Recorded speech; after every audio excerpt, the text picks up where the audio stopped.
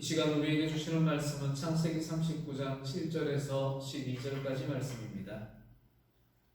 그 후에 그의 주인의 아내가 요셉에게 눈짓하다가 동침하기를 청하니 요셉이 거절하며 자기 주인의 아내에게 이르되 내 주인이 집안의 모든 소유를 간섭하지 아니하고 다 내 손에 위탁하였으니 이 집에는 나보다 큰 이가 없으며 주인이 아무것도 내게 금하지 아니하였어도 금한 것은 당신뿐이니 당신은 그의 아내이니라. 그런즉 내가 어찌 이 큰 악을 행하여 하나님께 죄를 지으리이까. 여인이 날마다 요셉에게 청하였으나 요셉이 듣지 아니하여 동침하지 아니할 뿐더러 함께 있지도 아니하니라. 그러할 때에 요셉이 그의 일을 하러 그 집에 들어갔더니 그 집 사람들은 하나도 거기에 없었더라. 그 여인이 그의 옷을 잡고 이르되 나와 동침하자. 그러나 요셉이 자기의 옷을 그 여인의 손에 버려두고 밖으로 나가니라. 아멘. 오늘은 요셉에 대하여 묵상하려고 합니다. 여러분들은 요셉을 어떻게 평가하십니까? 17세까지가 그 인생의 첫 번째 한 시점이라 볼 수 있는데 그때까지는 부친인 야곱의 사랑을 독차지하며 살았던 아주 행복했던 나날들이었습니다. 꿈도 참 많이 꿉니다. 하나님 주시는 꿈을 꾸며 하나님이 도대체 나를 어떻게 사용하실까 기대감이 깊은 삶을 살아갑니다. 아쉬운 점이 있다면 이 요셉은 자기가 꾼 꿈을 아버지에게 조용히 이야기하는 것이 아니라 그 형들에게 이야기를 다 해버립니다. 형들은 요셉을 점점 미워하게 되고 질투하게 되고 시기하게 됩니다. 요셉이 17살 되었을 때 어느 날입니다. 지나가는 미디안 상인들에게 요셉을 팔아버립니다. 요셉을 산 그 미디안 상인들은 요셉을 애굽의 노예로 팔게 됩니다. 그가 애굽 바로왕의 시위대장인 보디발의 종이 되면서 애굽에서의 삶을 시작합니다. 하지만 요셉은 한순간도 하나님을 잊어버리지 않았습니다. 항상 하나님을 믿으며 하나님을 신뢰하며 하나님의 나라를 꿈꾸며 살았던 것이 바로 요셉입니다. 하나님도 그런 요셉을 버리지 아니하시고 항상 동행하십니다. 요셉과 동행하신 하나님 덕분에 요셉이 움직이는 곳마다 그가 일하는 것마다 하나님은 그의 삶을 형통케 해주십니다. 그의 삶을 형통케 하다 보니 보디발의 삶도 형통하게 되기 시작합니다. 그러던 어느 날입니다. 남편이 바쁘게 직장 생활하는 가운데 그의 아내 보디발의 아내가 아주 지혜롭고 잘생긴 자신의 종 요셉에게 곁눈질을 합니다. 이 눈짓이 참 무섭습니다. 이 보디발의 아내도 처음에는 눈짓으로 유혹하더니 결국은 입술로 유혹하기 시작합니다. 나의 사랑하는 종 요셉아, 요셉아, 오늘 우리 남편이 없는데 나와 동침하자. 요셉이 어떻게 했겠습니까? 눈 딱 감고 이 집안에서 서열 2위인 이 주인 마님과 하룻밤 동침을 하면 그의 종생활이 정말 편할 텐데 요셉은 그 여주인의 유혹을 뿌리칩니다. 그저 도덕적으로 뿌리치는 것이 아닙니다. 요셉은 하나님의 이름을 위하여 하나님 앞에 죄 짓기 싫어서 하나님의 이름으로 발버둥치며 이 여주인의 유혹을 거절합니다. 39장 9절 말씀입니다. 내가 어찌 이 큰 악을 행하여 여호와 하나님께 죄를 지으리요. 요셉은 하나님 앞에 죄 짓지 않기 위하여 발버둥치며 이 안주인의 유혹을 거절하고 있는 겁니다. 안주인의 유혹을 거절했을 때, 하나님의 이름을 위하여 발버둥쳤을 때 요셉에게 따르는 결과가 어떠했는 줄 다 아시지요. 야, 요셉 너 정말 정의로운 사람이구나. 요셉 너 정말 주인에게 충성스러운 사람이구나. 이렇게 칭찬받지 못했습니다. 요셉은 이 안주인에게 누명을 써서 결국은 감옥에 갇히게 됩니다.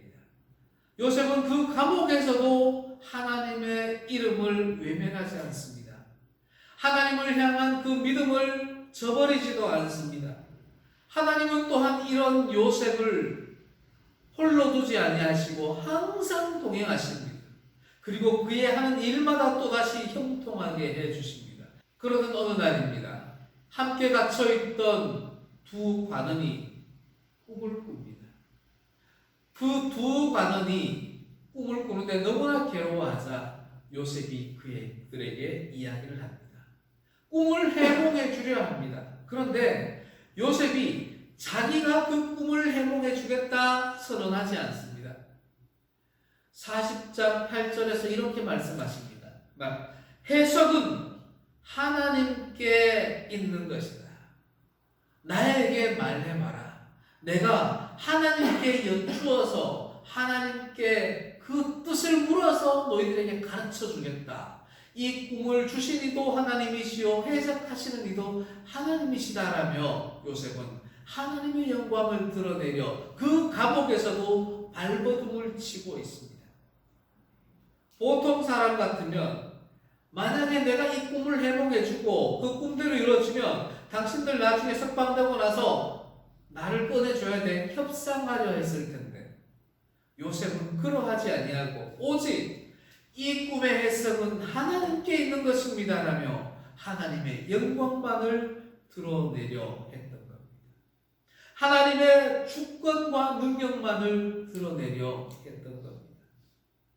결국은 하나님의 능력으로 그 꿈을 해석하고 그 꿈대로 이루어집니다.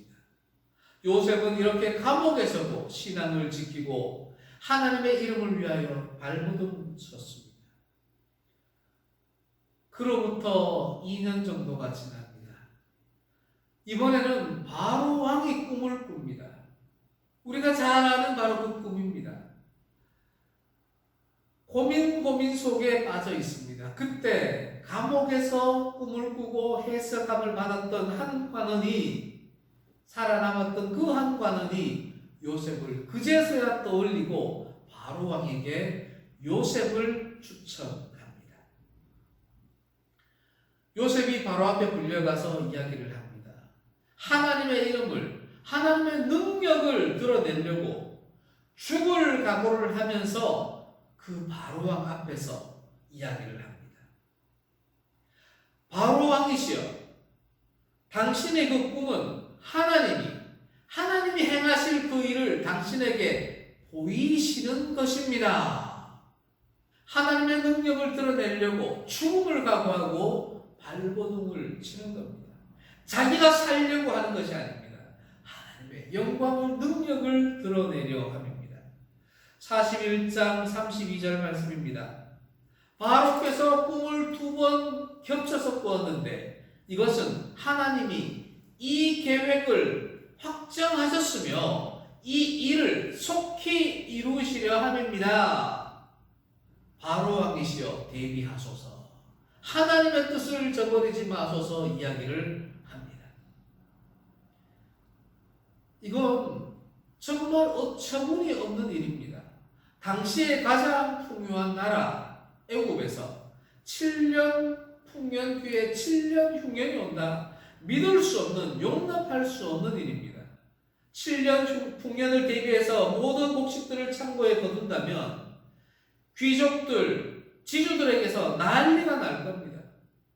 바로는 정치적인 위협을 무릅쓰고 요셉의 이 단호한 해석을 수용합니다. 이 요셉의 뒤에는 요셉의 섬기는 하나님이 있는 것이 맞구나. 정말 이 요셉은 자기의 생각으로 이야기하는 것이 아니구나 라는 것을 바로가 느끼게 되는 겁니다. 결국 바로왕은 30세의 젊은 요셉을 애굽의 총리로 임명하여서 7년 흉년과 7년 흉년을 대비하게 합니다. 많은 곡식들을 나라 창고에 거두어 드립니다. 그리고 이어지는 7년 흉년이 시작이 됩니다. 첫 해에는 어떻게 버텼지만 둘째 해부터 그 주변의 애국을 비롯한 모든 나라들이 기근에 시달리기 시작합니다. 이스라엘도 마찬가지입니다. 7년 흉년 뒤에 7년 흉년이 시작되자 이스라엘도 굶주림에 허덕이게 됩니다.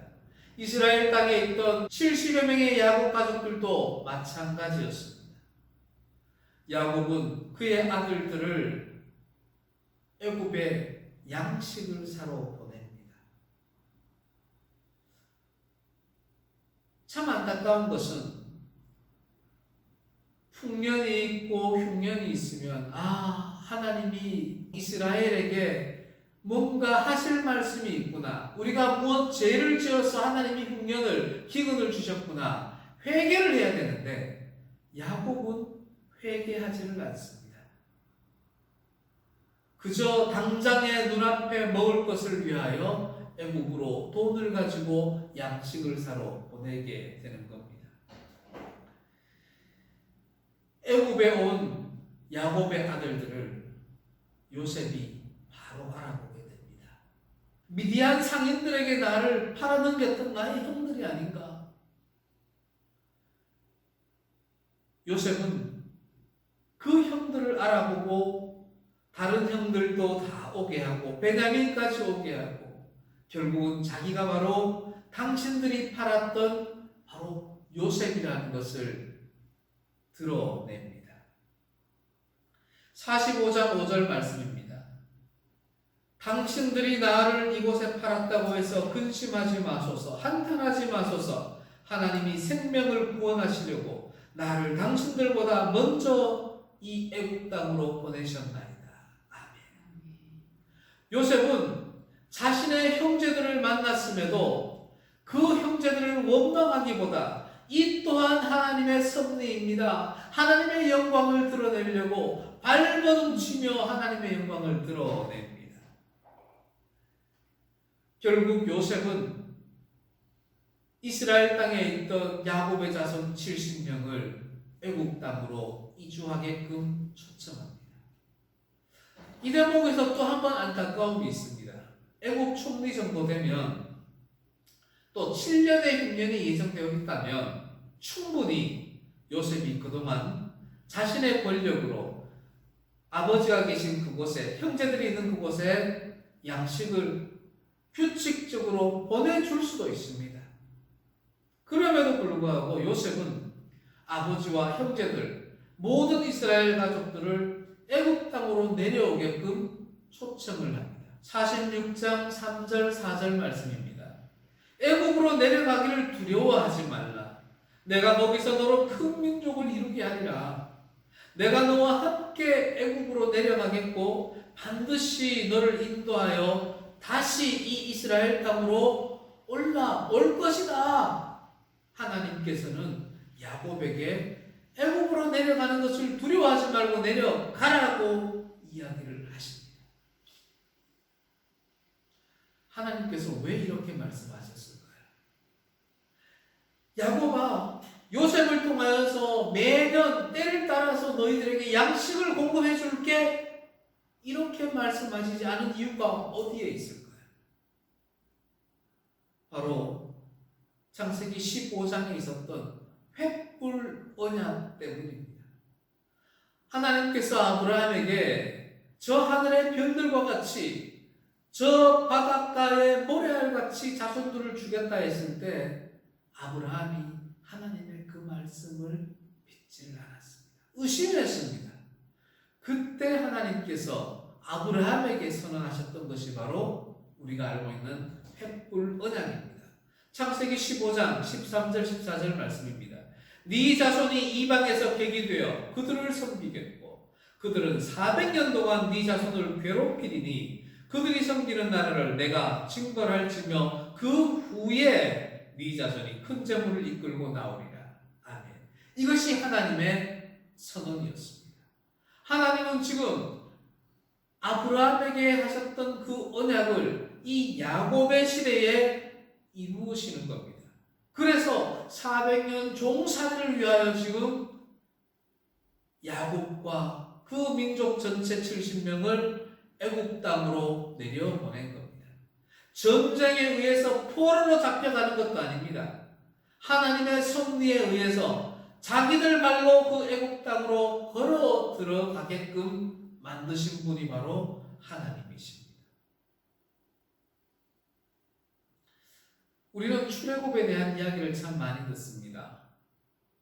출애굽을 이끌어내는 선한 도구가 바로 모세입니다. 그런데 오늘 말씀을 보고 있노라면 애굽으로 들어가는 것, 인애굽하는 것은 결코 좋은 일이 아닙니다. 하나님의 섭리지만 그것은 징계였던 겁니다. 다시 말해서 이스라엘 민족을 인애굽하는 도구로 쓰이는 요셉은 지금 선한 도구입니까? 악한 도구입니까? 만약에 이대로 요셉이 애굽의 총리로 단순하게 이스라엘 백성을 애굽으로 데리고 들어가기만 한다면 빌라도와 가룟 유다와 다를 바가 뭐가 있겠습니까? 이스라엘 백성을 400년 종살이로 인도하는 악한 도구일 수밖에 없는 것이 요셉의 지금 입장입니다. 그런데 요셉은 애굽에 팔려와서 지금까지 한순간도 하나님을 배반하지 않았습니다. 한순간도 하나님을 향한 믿음을 저버리지 않았습니다. 매 순간마다 하나님을 향한 믿음을 지키기 위해서, 의롭게 살기 위해서 발버둥을 쳤던 것이 바로 요셉입니다. 하나님께서는 이 요셉을 이스라엘 민족이 인애굽하는 악한 도구로 쓸만도 했는데 요셉의 이러한 선한 의지를 보시고 하나님은 요셉을 선한 도구로 바꾸어 가고 계신 겁니다. 요셉을 비롯해서 야곱을 비롯해서 72명이 이 이스라엘 족속들이 애굽 땅 고센 땅에 정착을 합니다. 요셉이 17세에 애굽으로 팔려왔습니다. 13년 만에 30세에 애굽의 총리가 됩니다. 그리고 이스라엘 온 족속이 고센 땅에서 요셉과 함께 80년을 살아갑니다. 물론 요셉이 죽기 전에 아버지 야곱이 죽음을 맞이하죠. 바로 이곳 고센 땅에서 아버지가 죽을 때 야곱은 자식들에게 축복을 하는데 요셉에게도 축복을 하고 요셉의 두 아들 므낫세와 에브라임에게도 아들들과 똑같은 지위의 축복을 해주고 야곱이 죽음을 맞이합니다. 이후 요셉 110세에 애굽 땅에서 죽음을 맞이합니다. 80년 전에 이스라엘 땅에서 이주해왔던 이 이스라엘 족속들은 요셉 덕분에 편안하게 풍족하게 번성하며 살 수가 있었습니다. 그러나 요셉의 죽음은 그 즉시 이스라엘의 고통의 시작점이 되었습니다. 요셉을 알지 못하는 왕이 생겨나면서 애굽의 정권이 바뀌면서 이스라엘 백성들을 괴롭히기 시작합니다. 이제 본격적으로 애굽 땅에서 종살이를 하게 된 것입니다. 요셉의 발버둥치며 신앙을 지켰던 모습이 없었더라면 요셉 이후부터 이스라엘이 그 고통은 요셉 때문에 시작이 된 거야. 요셉이 그때 이스라엘을 애굽으로 초청하지 아니하고 7년 6년 동안 곡식만 보내줬더라면 이런 일이 없었을 텐데 이것 다 요셉 때문이야. 손가락질 할 수 있을 겁니다. 지금 우리가 사도신경에서 빌라도를 욕하고 성경에서 가룟 유다를 질타하는 것처럼 요셉을 지금까지도 우리가 욕했을 수도 있습니다. 저주했을 수도 있습니다. 하지만 우리는 요셉을 향하여 그러하지를 않습니다. 오히려 요셉을 칭찬하고 요셉의 믿음을 우리가 본받아야 되겠다 이야기를 하는 겁니다. 그것은 애굽의 도구로 쓰였지만 하나님의 이름을 위하여 하나님의 영광을 위하여 살았던 요셉이기 때문입니다. 사랑하는 성도 여러분, 우리의 인생을 한번 돌아봅시다. 우리의 인생은 어떠합니까? 하나님께서 항상 우리를 선한 도구로 쓰시면 좋겠지만 때로는 굳은 일을 위해서, 때로는 불의한 일을 위해서 우리를 쓰도록 내버려 두시지 않습니까? 정말 이스라엘이 애굽하는 것처럼 내가 속한 공동체가, 내가 속한 가정이, 내가 속한 직장이 불의한 일로, 불행한 곳으로 갈 때 나도 그 속에 있지 않습니까? 그때 그냥 수용하면 안 됩니다. 그것을 그냥 용납해서는 안 됩니다. 우리도 요셉처럼 발버둥쳐야 합니다. 하나님께서는 발버둥치는 요셉을 내버려 두지 아니하시고 그를 선한 도구로 바꾸어 사용하셨던 겁니다. 우리도 우리 삶 속에서 선한 도구가 되기 위해 끊임없이 발버둥쳐야 합니다. 교회에서, 가정에서, 직장에서, 지역사회에서 그저 수용할 것이 아니라 나를 통하여서 하나님의 뜻이 이루어지게 하옵소서, 나를 선한 도구로 삼아 주시옵소서 늘 깨어서 기도하고 갈망하는 우리 성도들이 됩시다. 아멘.